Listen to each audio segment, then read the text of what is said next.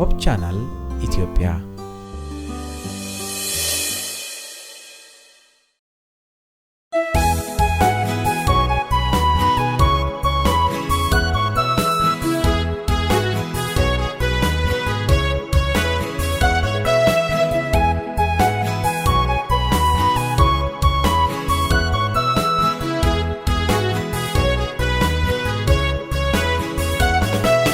Malaalli harkaa kee keessaa humna uumamaa to'ataa yerootti waan haaraa gootu maaltu shakkisii komataa gaara Qarmeeloo geessiteettaa tuuta gara keetti ergame yoo si waaman caallisuun kee fakkaatus garaa jabinaa awwaan tokko hubadheera turtee dhufuu kee tulfinaa Waraan sabayee miidhamne fakkaannus nama abaarsan qormaata keessatti argina harkaa kee isaa gargaarsa utuu dhuma sitti yaadnu turuun kee garuu madhaafi callisuun keeyyuu deebiidhaa si gawaan hundumaafi.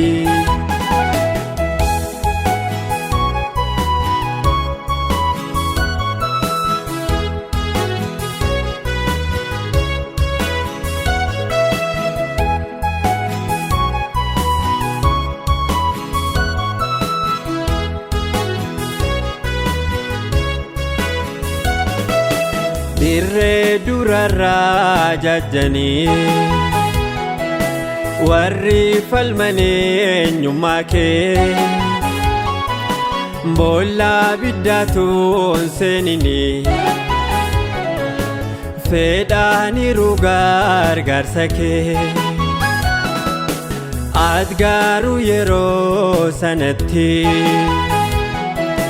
daftee deebii laachuu dhiftee ibiddaan bashannansiisa namoota ajaa'ibsiiftee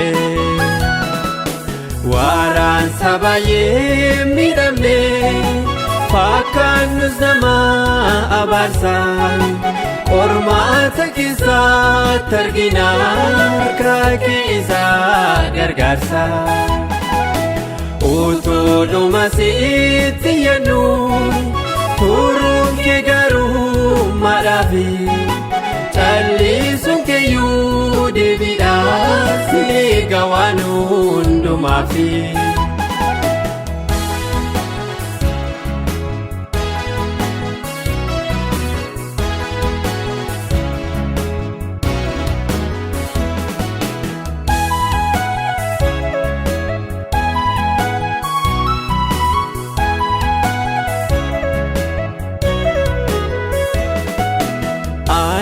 Malakee bareeraa akkaati gattee nun dhifne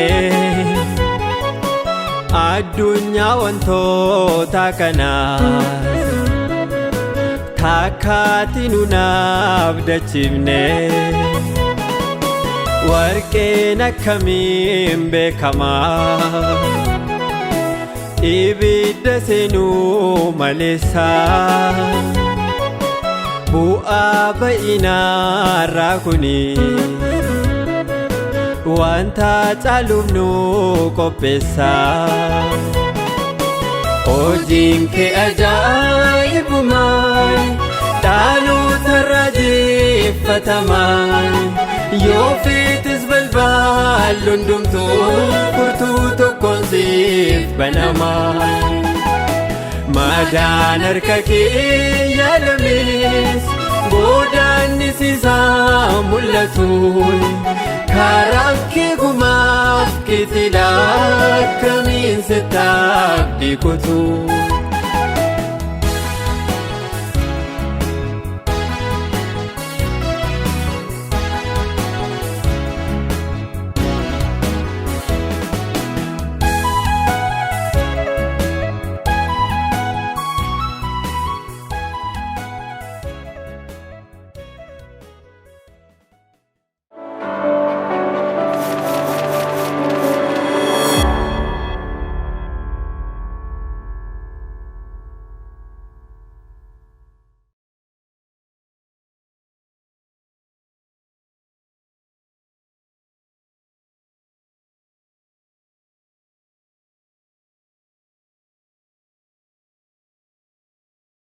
Hordoftoota sagantaa Hooppi chaanaalii nagaan keenya kabajaa bakka jirtan hundumaatti isin haa qaqqabu jechaa nagaa gooftaa isiniif dhiyeessinaa.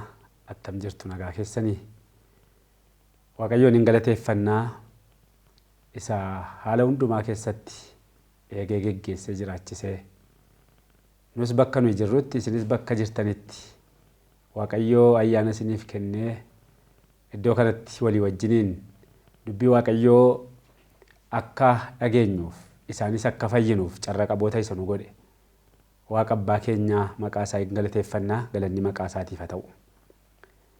Har'aa mata duree gaaddisa fannoo sagantaa keenya gaaddisa fannoo jedhu jalatti walii wajjin kan nu ilaallu akkuma sagantaa kanaatti waa'ee fannoo Yesuus Kiristoosiin kan ilaallu ta'a.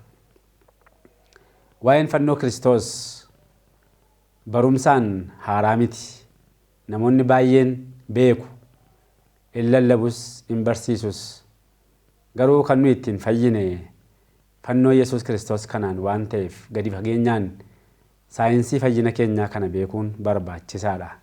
Kanaaf mata duree fannoo Yesuus Kiristoos jedhu sagantaa gaaddisa fannoo kana jalatti walii wajjin kan ilaallu ta'a.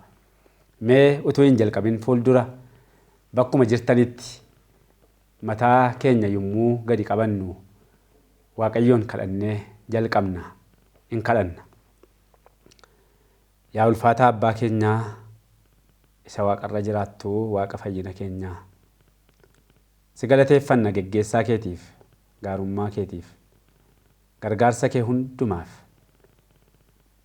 Yesuus Kiristoosiin tokkicha ilma kee gara biyya lafaatti sanyii cubbamaa badeef ergitee innis lubbuu isaatuun mararsiifatin fannoo qaraanioo irratti of kennuudhaan waan nu fayyifteef, waan ofitti nu araarsiteef Waaqaaf lafarratti si haa galatu.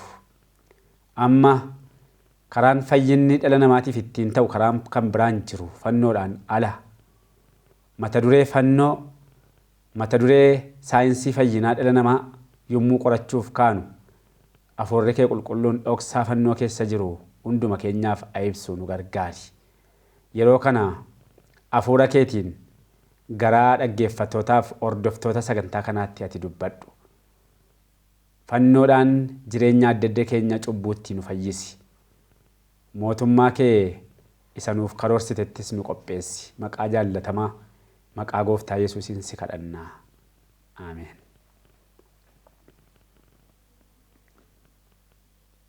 Hordoftoota sagantaa Hooppi chaanaalii akkuma nama dubbadhee ture guyyaa kana mata duree fannoo Yesuus Kiristoos jedhu kan nu ilaallu.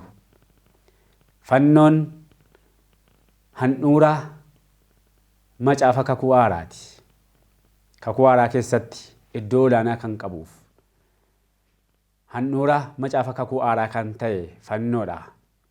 Sababni isaa jaalalli Waaqayyo biyya lafaatiif qabu, jaalalli hagaappee jennu kan inni ittiin mul'ate karaa fannoo kana waan ta'eef, karaa ittiin jaalalli Waaqayyo mul'atu kan biraan hin jiru.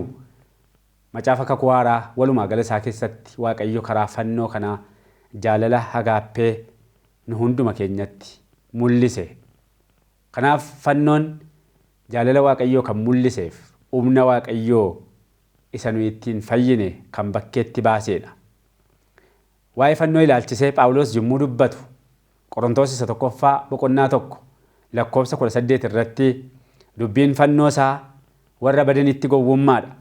Nu warra fayyineef garuu humna Waaqayyootii jedhee dubbata. Kanaaf kan ittiin Waaqayyo nu fayyise humna fannootiin ala karaa ittiin fayyinuuf karaa ittiin fayyine tokkoyyuu hin qabnu waan ta'eef.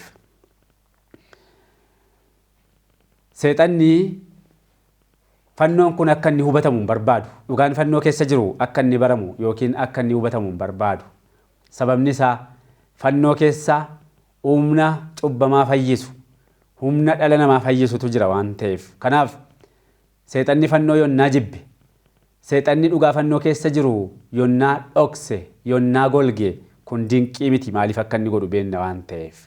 Kanaaf seexanni baroota keessatti fannoo dukkana baay'ee isaatiin dhoksaa ture. Sababni isaa waldaan kiristiyaanaa humna fannoo keessa jiru akka isheen dhabduu fi sadarkaadhuma waldaatti illee akka fannoon hin hubatamne gochuuf dukkana keessa golgaa gaaddisaa keessa fannoo dhoksaa ture. Fakkeenyaaf yeroo baay'ee seexanni mata duree fannoo jalatti kan inni itti quufu fannoon miidhagfamee akka inni wanta adda addaa irratti fakkiinsaa kaafamu barbaada. Fannoon macaafa keenya macaafa qulqulluu irratti fakkiinsaa akka inni kaafamu barbaada akka kanatti. Fannoon dabtarii faarfannaa keenyaa irratti fakkiinsaa akka inni kaafamu barbaada. Fannoon mana waldaa keenyarra fakkiinsaa akka inni kaafamu barbaada. Fannoo marma keenyatti akka nuyi hidhannu barbaada. Qaama keenya irratti mallattoo fannoo akka nuyi godhannu barbaada. Yoo kana godhe namoonni fannoon isuma jedhanii itti quufanii dhoksaa fannoo keessa jiru gadi fageenyaan utuu hubatin afu waan ta'eef. Humna fannoo hubachuu dadhabu waan ta'eef fannoon karaadhuma bakkeedhaan mul'atu kana fakkiinsaa kaafamee naqqasaa adda addaatiin ofirratti namoonni mallattoo fannoo godhanii akka namoonni kanatti quufan barbaada seexanni. Garuu hiikkaan fannoo kanarra harka meeqa kan caaluudha. Humni fannoo keessa jirus humna dinqisiisaadha. Kan nuyi ittiin fayyine humna fannoo kanaani waan ta'eef. Kanaaf waa'ee fannoo kana gadi fageenyaan kan ilaallu ta'a. Dhugaan fannoo keessa jiru akka dhugaa isa sirriitti deebifamee iddootti deebi'uu qaba. Aareffamuu qaba. Akka seexanni yaada namaa kakaasee fannoo fakkiisaa dudda macaafotaa irratti, dudda dabtara faarfannaa irratti, waldaa irratti, bifa keenya irratti kaafanne sanuma duwwaatti quufnutti dhugaan fannoo kanaan haguugamee afuun irra hin jiru. Dhugaan fannoo keessa jiru sirriitti ifa ba'uutu irra jira. Sirriitti hubatamuu qaba. Sirriitti adda ba'uu qaba. Dhugaa fannoo keessa jiruuf ifa fannoo keessa jiru kanaaniidha Waaqayyoo honnee amantootaa, honnee warra isatti amananii kan inni dammaqsuu barbaadu.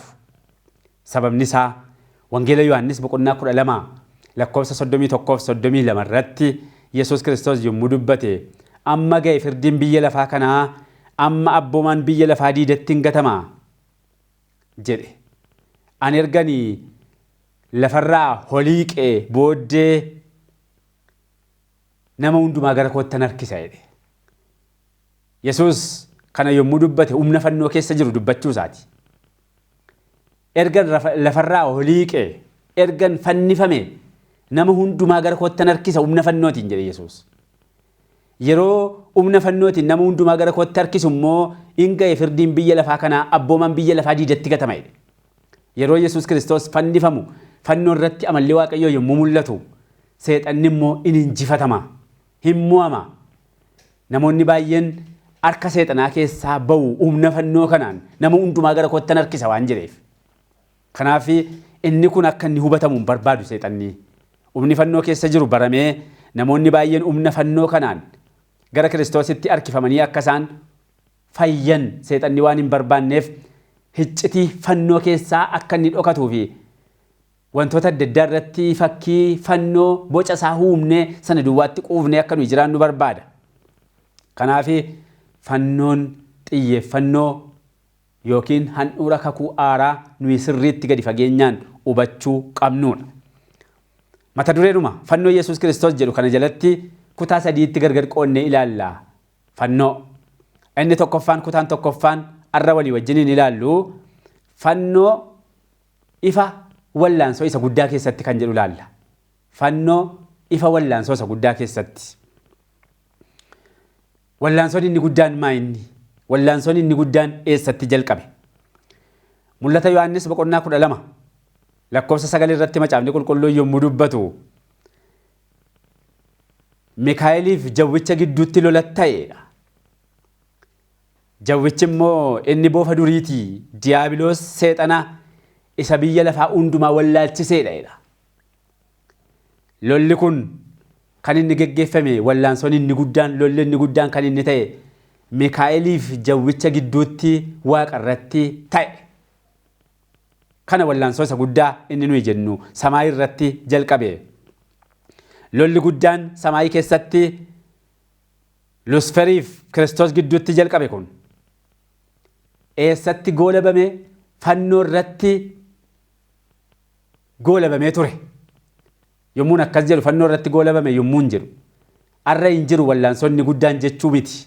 Garuu Kiristoosiif seexana gidduutti fannoo irratti murtii argate. Fannoo irratti eewu akka mo'eef eewu akka mo'ame hubatamee adda baafamee baramee ture. Achi irratti fannoo irratti gowwoomsituun inni guddaan amalli isaa inni sirriin adda ba'ee beekame. Luusfer waaqa irratti ergamoota danuu ofitti qabee Kiristoosii wajjin yommuu lole akkas jedhee waa'ee Kiristoosii yommuu ergamootatti dubbate. Waaqayyo kun jedhe abbaa hirreeti jedhe. Isin akkasin bilisummaa qabaattan hin barbaadu jedhe. Inni seera yommuu tume isiniin garboomsee isin bulchuudhaaf seera tume bilisummaa keessan walabummaa keessan dhorkuudhaaf seera tume isin hooggana jedhe. Isin immoo qulqulloota waan ta'eef seerri isiniif hin barbaachisu jedhe. Yooni mootummaa hundeesse mootummaa koo jala yoo hiriirtan mootummaa bilisoomte mootummaa namni hundumtuu walabatti keessa jiraatuun uumaanii jedheetu akkaataa kanatti gowwoomsee ergamoota of duukaa harkisee Kiristoos irratti isaaniin kakaasee lola sana samaayii keessatti eegale. Garuu waaqa irratti iddoon isaaf hin argamne gara lafaatti gadi gatame. Amalli isaa kun egaa akkuma inni yeroo sana ergamootatti dubbateedha moo amala kan biraa of keessa dhoksee sobee dubbate isa jedhuu fi amalli isaa inni sirriin fannoo irratti adda baafame barame. Fannoo irratti maaltu barame? Amalli seexanaa inni sirriin amalli Diyaabiloosii nama ajjeesaa abbaa sobaa ta'uu isaatu barame. Yommuu inni Yesuus Kiristoosiin fannisiise ergamoonni diraamaa kana yommuu ilaalanii Luusfer inni waaqa irraa kufe kun nama ajjeesaa akka inni ta'e Kiristoosiin ajjeesuu isaatiin adda baafamee barame. Inni mootummaa nagaa mootummaa bilisoomteen hundeessaa jedhee soba akka inni ta'e fannoo irratti adda baafamee amalli seexanaa argame. Seexanni waaqa irratti Kiristoos irratti fincile. Kanaaf Wangeela Yohaannis boqonnaa 8 lakkoofsa 44 irratti Kiristoos yommuu dubbate Yihuudootaan akkas jedhe. Yeroo isaan Yihuudoonni dhagaa fudhatanii Yesuusin rukutuuf barbaadan isin kan abbaa keessanii kan seexanaati jedhe. Na ajjeesuu barbaaddu isin akkuma seexanaa isin ijoollee isaati ijoollee nama ajjeesaa sanaati akka abbaa keessanii hojjettu. Inni nama ajjeesaadha dhugaatti isin jabaatu abbaa sobaati jedhee amala isaa sirrii adda baasee Kiristoos dubbatee ture. Kanaaf amalli seexanaa kun ajjeechaa Yesuus Kiristoos irratti sirriitti adda baafamee barame. Seexanni waaqarraa yommuu gadi gatame yookiin waaqarraa yommuu gadi darbatame isa waaqarratti dhabe mootummaa dhufee Addaamiif Hewaaniin gowwoomsee dogoggorsee mootummaa lafa kanaa harka isaa keessa galfate. Kanaaf mootummaan lafa harka isaatti gale. Waaqayyo Addaamiif Hewaaniin yommuu uume lafa biqiloota qurxummii galaana keessaa simbirroota abboomaatti jedhe.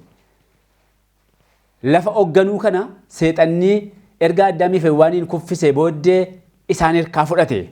Kanaaf macaafni qulqulluun abboomaa biyya lafaa edee kan inni dubbatuuf kanaafi.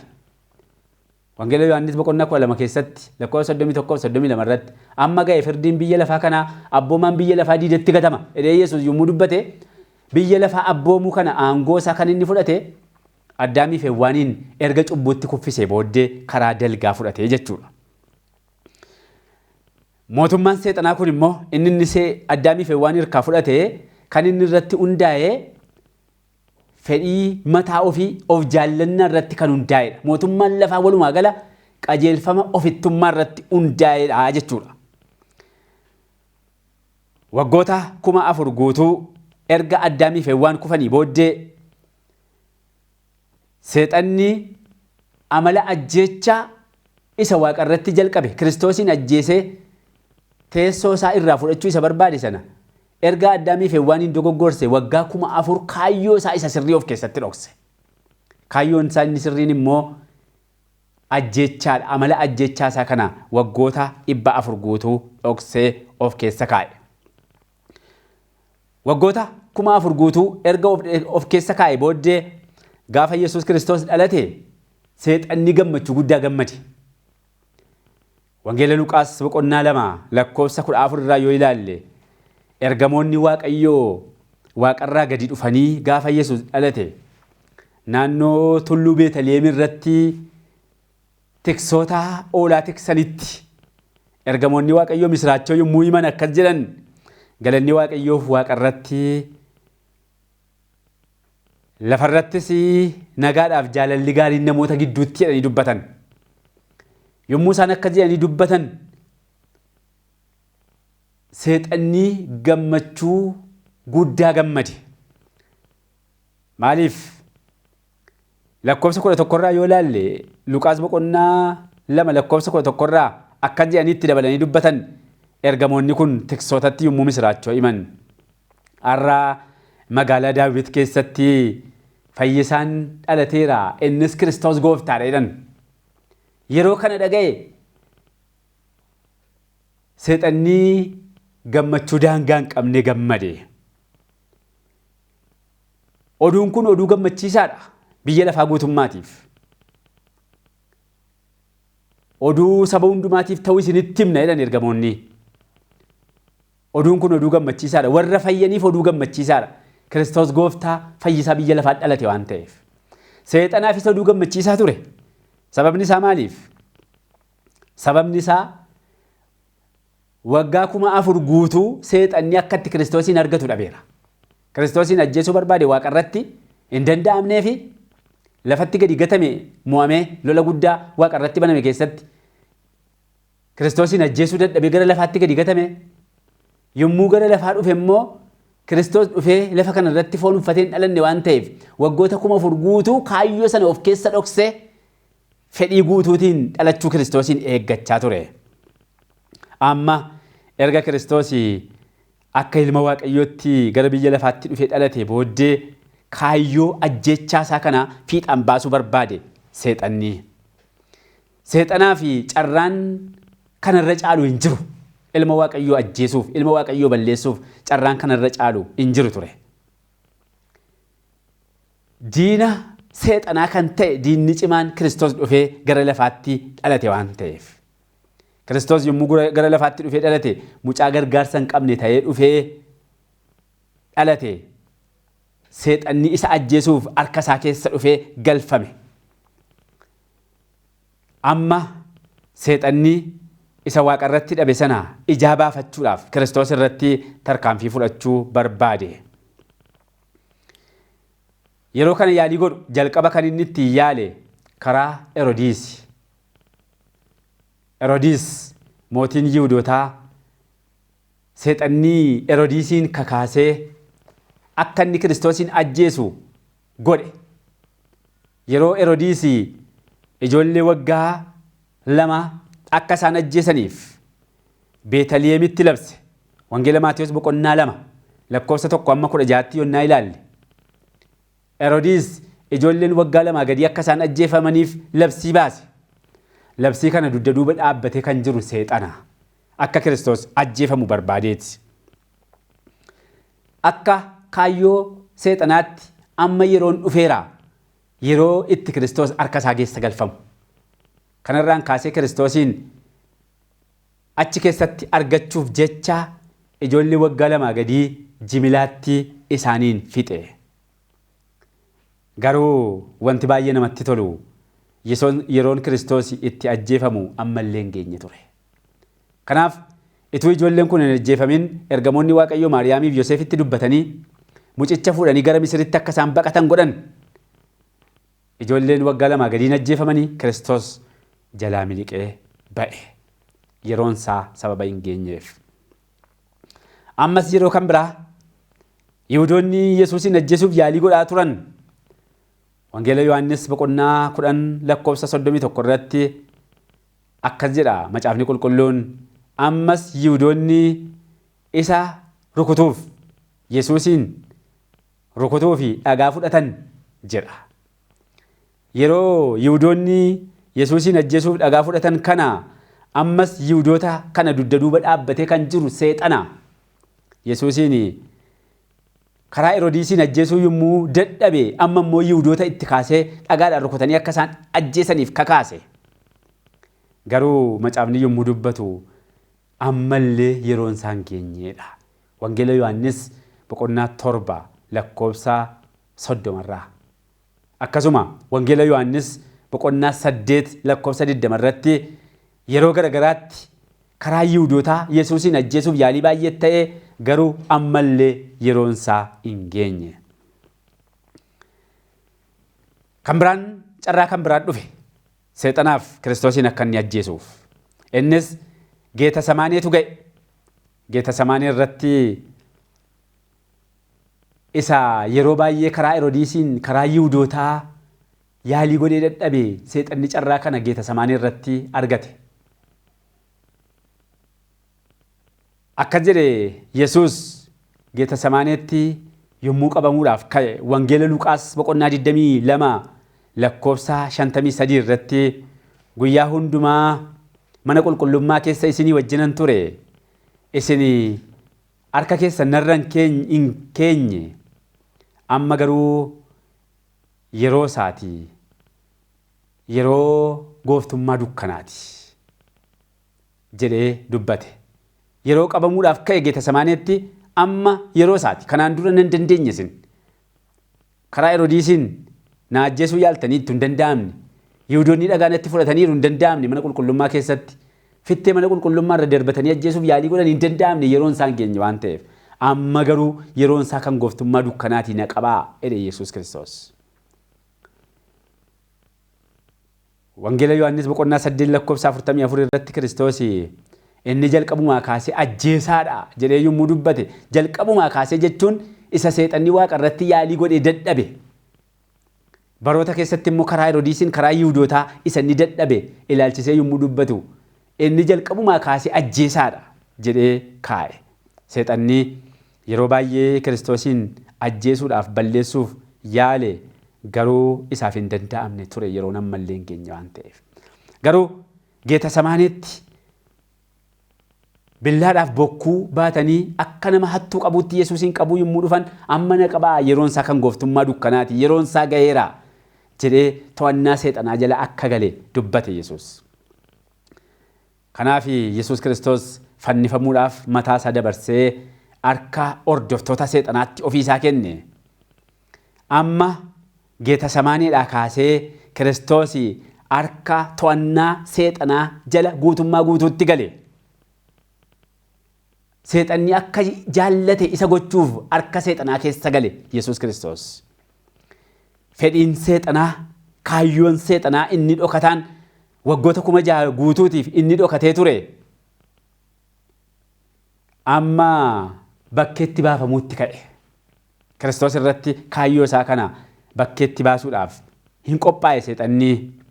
Amma yuunivarsiitiin guutummaan cubbuu jechuun maal jechuu akka ta'e xumurri cubbuus maal jechuu akka ta'e arguuf carraa argatan yuunivarsiitiin waaqarra jiraniif lafarra kan jiran cubbuu jechuun maal jechuu akka ta'e bu'aan cubbuus maal jechuu akka ta'e argan.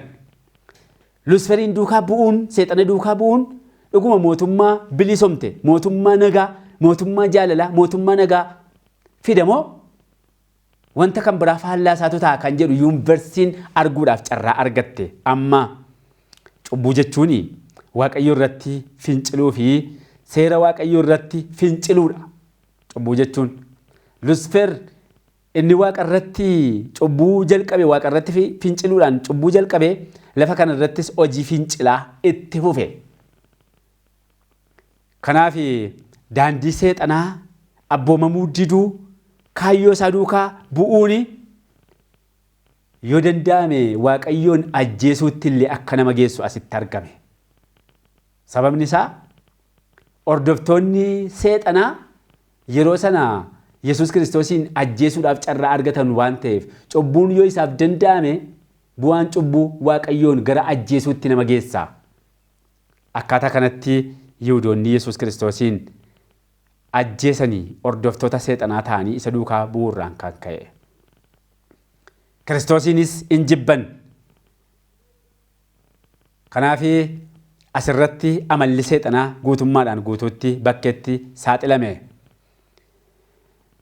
Yihuudoonni hordoftoota seexanaa ta'an sababni isaa Yesuus Kiristoos irratti wanti isaan hin goone hin jiru seexanaan kakaafamanii erga isa qabanii booddee mana murtiitti isa dhiyeessanii ragaa sobaatti funaananii inni ani Waaqayyoodha ofiin jedha jedhanii ragaa sobaatiin erga dhugaatti baasisanii booddee yeroo Barbaadhaaf Kiristoos gidduutti eenyuun akka isaan filatan gaaffiin isaaniif dhiyaate Barbaa nu hambisi Kiristoosiin fannisi jedhan Wangeela Yohaannis boqonnaa 19 lakkoofsa 15 irratti. Maal godhu mootii Yihuudootaa immoo ennaan balleessi fannisi jedhanii iyyan. Kanaaf fannoo irratti jibbii seexanniif hordoftoonni seexanaa Waaqayyo irratti qaban bakkeetti saaxilamee mul'ate.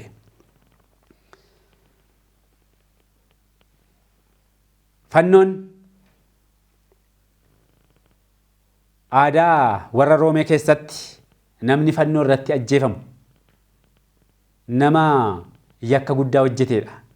Namoonni yakka gurguddaa hojjetan saamtonni mootummaa irratti kan fincilan kan isaan ittiin ajjeefaman fannoodhaan. Isaan dura garuu fannoon garbichi tokko yoo inni gooftaa isaa jalaa baqatee adeeme qabamee ennaan fannoodhaan ajjeefama. Aadaan kun biyya Misir keessa, biyya Giriikiin keessas tureera. Garboonni yoo gooftaa jalaa baqatan fannoodhaan du'a leeyyaasisaa ajjeefamuun biyyoota garaagaraa keessa ture. Gara booddee keessa immoo gara mootummaa Roomeetti achi as darbe. Mootummaa Roomeetti yommuu achi as darbe Roomaan immoo garboota gooftaa jalaa baqatan duwwaa utuu hin ta'in warra saamtota yakka gurguddaa qaban fannoodhaan ajjeesti turte. Kanaaf namoonni fannoo irratti ajjeefaman namoota yakka cimaa hojjetan, namoota cubbuu gurguddaa hojjetanidha.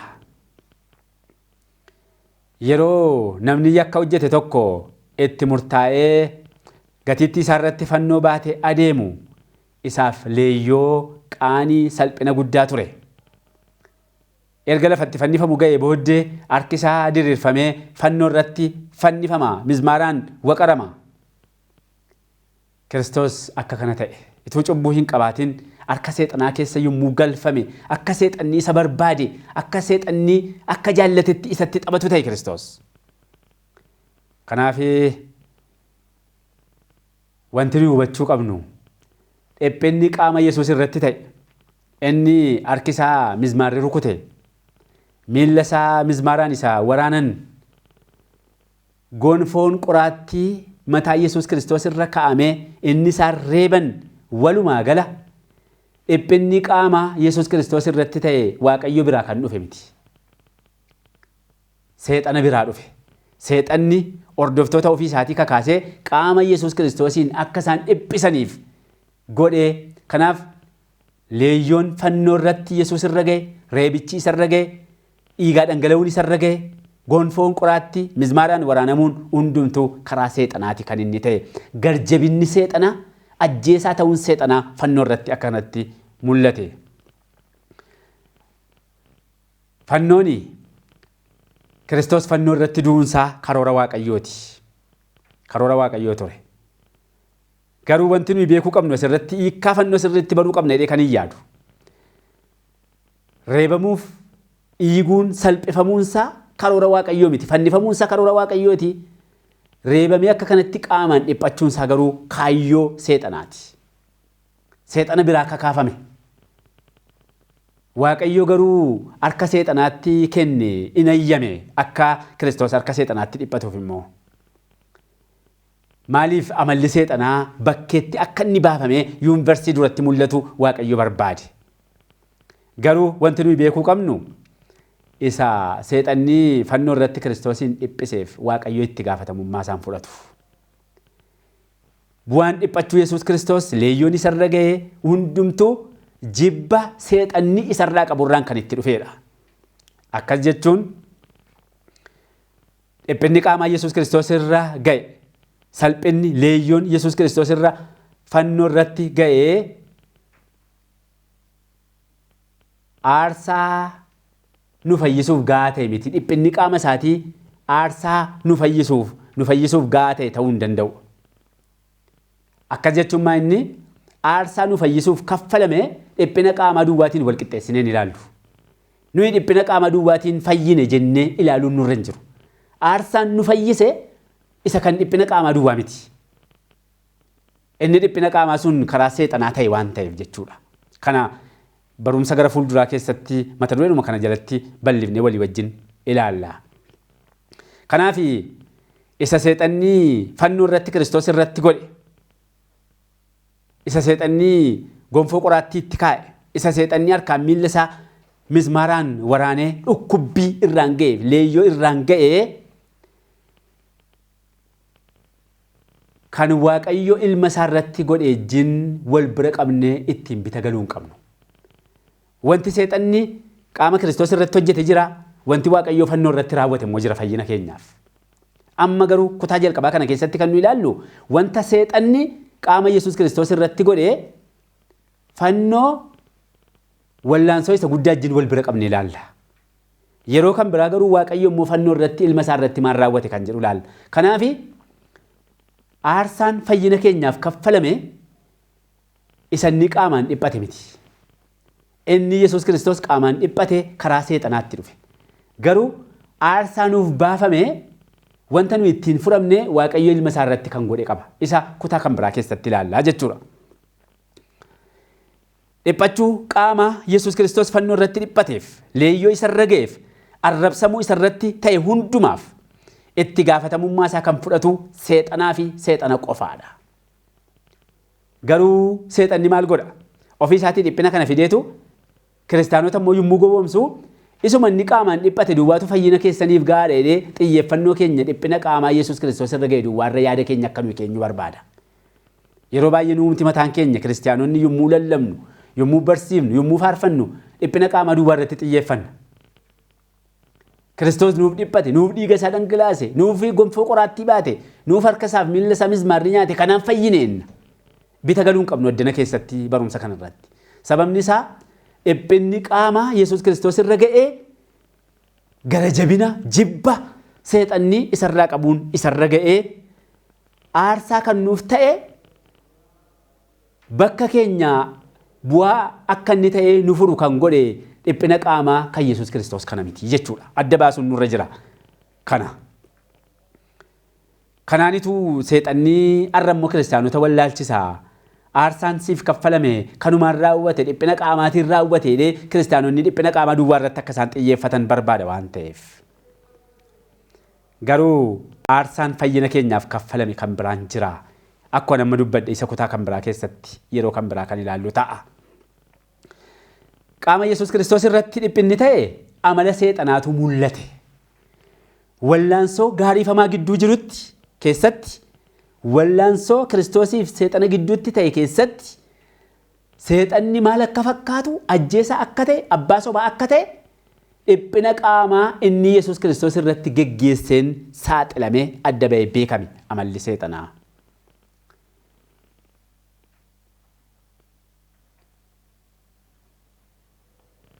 Kanaaf yeroo amalli isaa bakkee ba'ee beekame immoo amalli seexanaa kun bakkee ba'ee beekame seexanni ergamoota waaqarra jiraniif qulqulloota duratti kufaa ta'uun isaan barame.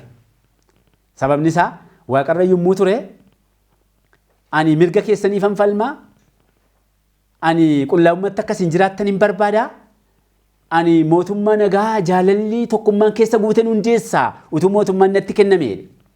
Amma garuu mootummaa lafaa erga qabatee booddee amalli isaa ajjeesaa abbaa sobaa akka ta'e fannoo irratti karaa fannifamuu Yesuus Kiristoosiin amala isaa sirriitti beeksise.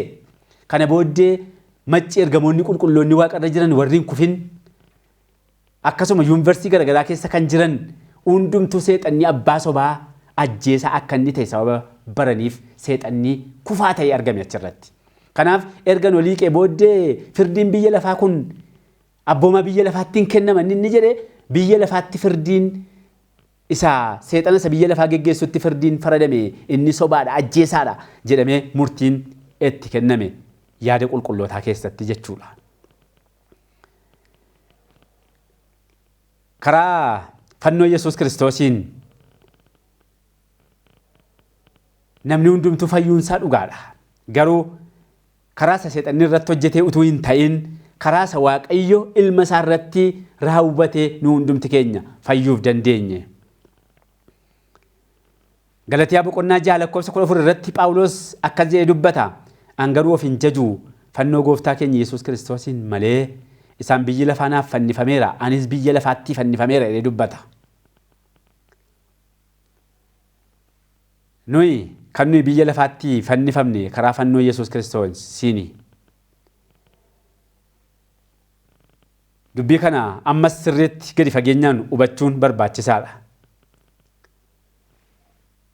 Biyya lafaatti erga fannifamne booddee karaa fannoo Yesuus Kiristoosiin biyyi lafaa Yesuus Kiristoosiin nu keessatti arguutu barbaachisa. Har'a biyyi lafaa ammallee taanaan harka seexanaa jala jirti.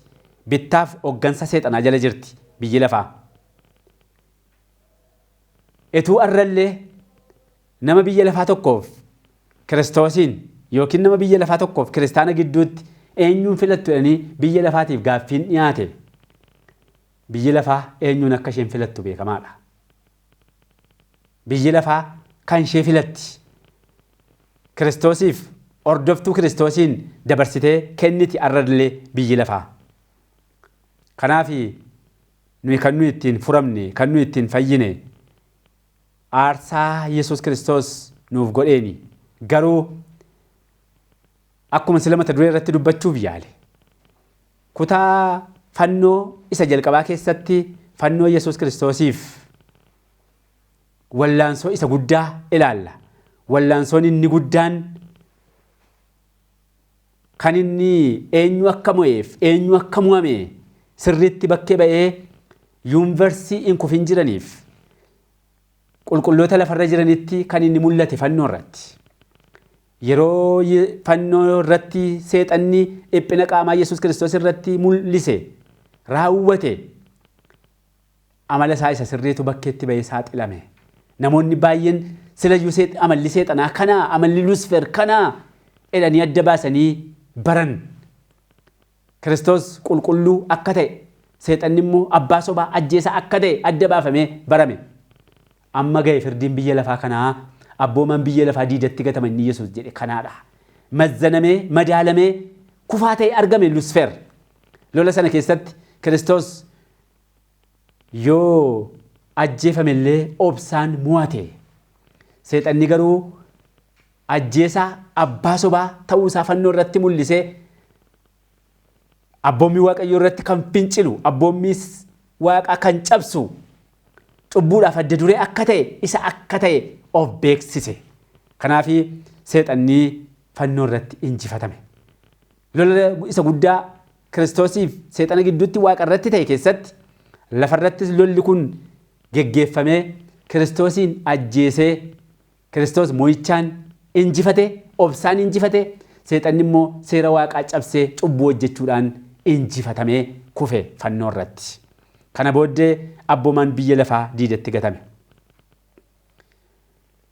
Akkuma nama dubbadhe etuu nama kiristaana tokkoof nama biyya lafaa tokko wal bira kaa'anii biyya lafaatiin kamiin filatte jedhanii kiristaanaa akka inni fannifamuuf gooti biyyi lafaa. Kun immoo aarsaa bartummaati. Bartuun tokko aarsaa inni kaffaluu qabu akkuma Kiristoosiin kana ta'utu irra jira.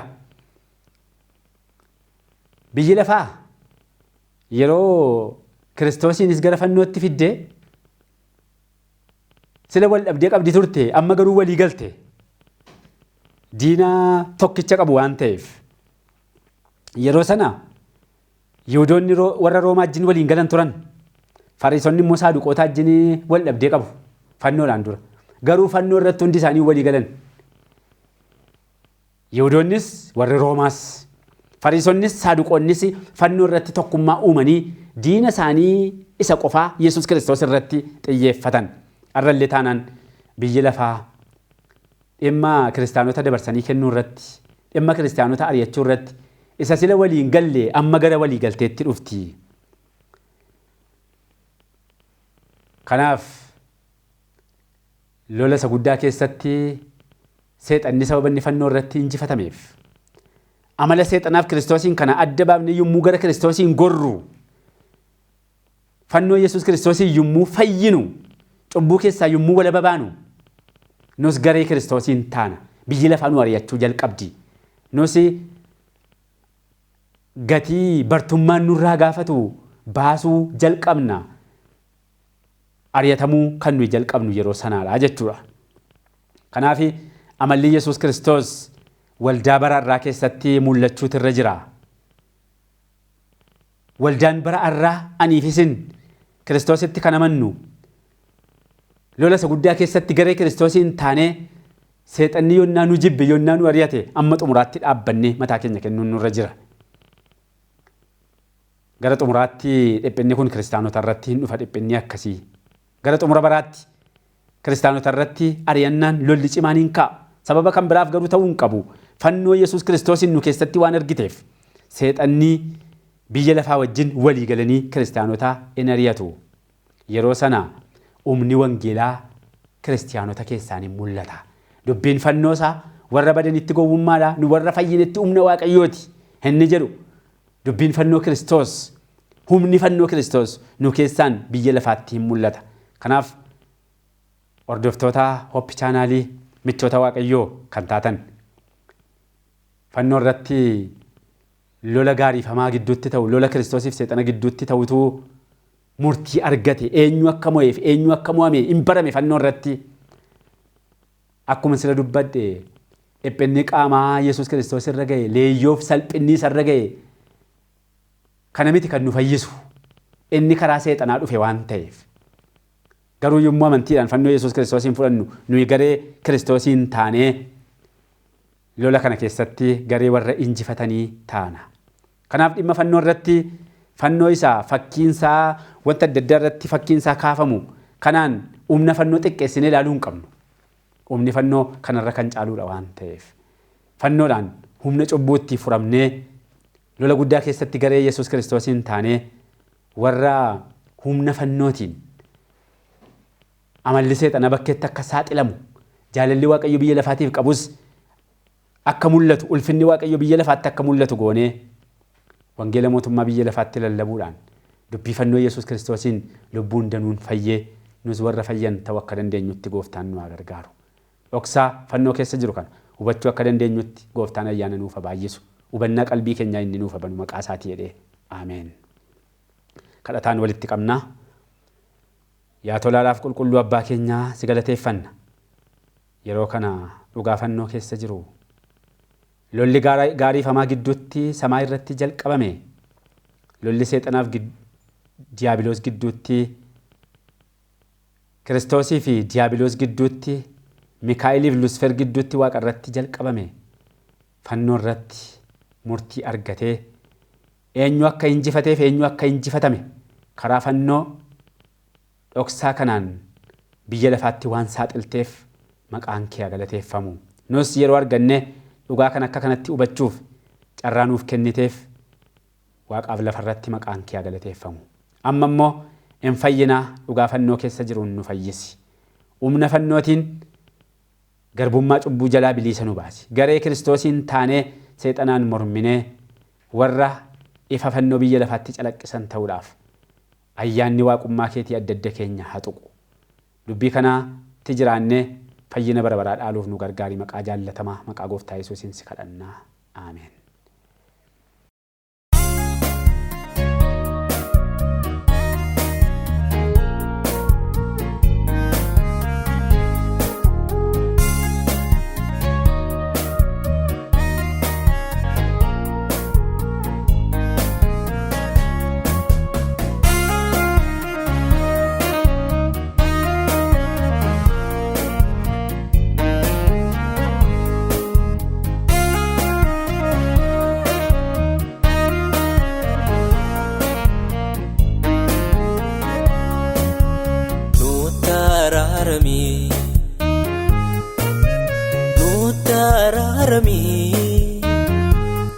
Sababii si yakkineef garaan kees nutti gaddee fuula kee sodaanneerra. Amanamuu dadhabnee waadaa kees baay'ee nyaannee galfata kees ganneerra. Imalli keenya samii hojiidhaan Misir jirra siif bitamuu dadhabnee. Adaraan hundisinii lafoonaat qooda dhumnu gara kee laalu feene. Inni kee cubbuu keenya haxaa'ee haa balleessu isa nu saalfachiisu. Dhugaasaa si jaallanna si jibbiine si miine hin feeneem si qaanessu. Sirraa nu dhiibee badiisaatti nu oofu jira kan nu hin jaallanne. Inni nuun kenne malee gaannamiin nu buusuudhaaf inni takka hin boqonne. Amanamne jiraannaa maaloomee nu barsiisi of mo'anii jiraachuu. Qabatees hundumaa moo eegalaa hojuu dachaa fudhachuu.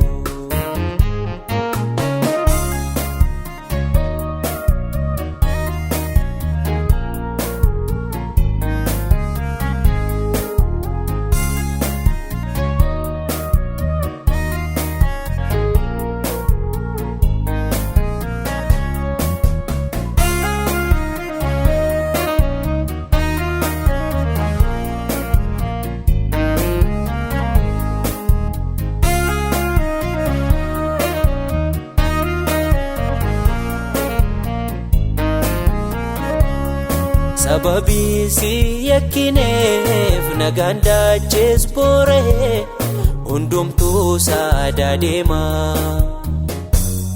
Sababii cubbuu keenyaaf karaatti dhumaa jira dhabneerraa hoola deema. Rakkoon si biran jiru biyyaaf maatii keenyatu abboommii kee dagatee. Abaarsis nu gaga'ee seerri kee wanta cabeef haadhoon wal galaafatee. Inni kee cubbuu keenya haxaa'ee haa balleessu isa nu saalfachiisu. Dhugaasaa si jaallanna si jibbiine si miine hin feeneem si qaanessu. Sirraa nu dhiibee badiisaatti nu oofu jira kan nu hin jaallanne. Inni nuun kenne malee gaannamiin nu buusuudhaaf inni takka hin boqonne. Amanamne jiraannaa maaloomee nu barsiisi of mo'anii jiraachuu. qabatees hundumaa moo'ee galaa boojuu dachaa fudhachuu.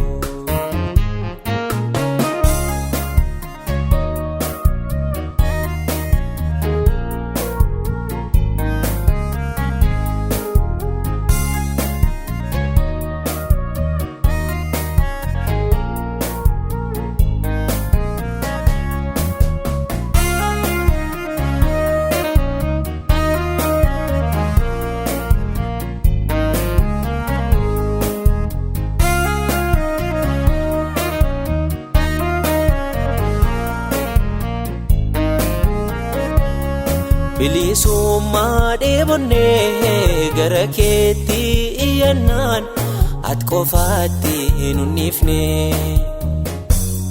Misiriitti shaakallee amala hormaa barree kan kee taa'uu dadhabne.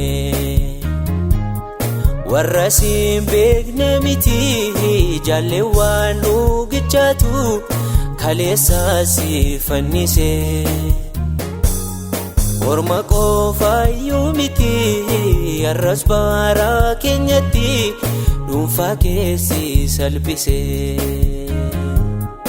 Inni kee cubbuu keenya haxaa'ee haa balleessu isa nu salphachiisu.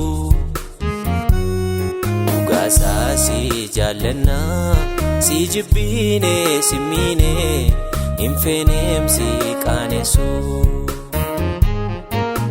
Sirraa nu dhiibee badiisaatti nu oofu jira kan nu hin jaallanne. Inni nuun kenne malee gaannamiin nu buusuudhaaf inni takka hin boqonne. Amanamne jiraannaa maaloomee nu barsiisi of mo'anii jiraachuu.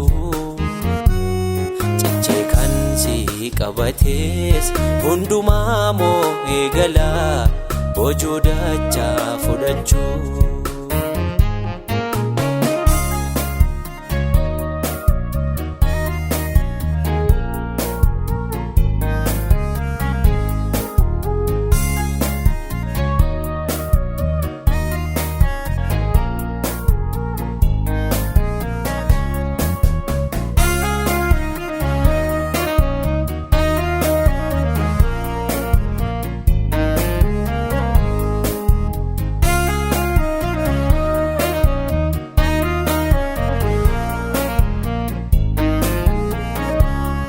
Asxaa mootummaa keetii dacheetti mul'isuudhaaf nu filtee horma keessa. Maqaa gaarii nu filattee qomoo qulqullaadhaa fi lubamaa namootii keessa. Ambaasaaddaara samii taanee akka jiraannuuf waadaa si wajjin qabna. Waan baay'eedhaan si miine nu deebisiin deebinaam kakuu keenya haareffanna. Inni kee cubbuu keenya haxaa'ee haa balleessu isa nu salphachiisu. Dhugaasaa si jaallanna si jibbiine si miine hin feeneem si qaanessu. Sirraa nu dhiibee badiisaatti nu oofu jira kan nu hin jaallanne. Inni nuun kenne malee gaannamiin nu buusuudhaaf inni takka hin boqonne. Amanamne jiraannaa maaloomee nu barsiisi of mo'anii jiraachuu. Qabatees hundumaa moo'ee galaa boojuu dachaa fudhachuu.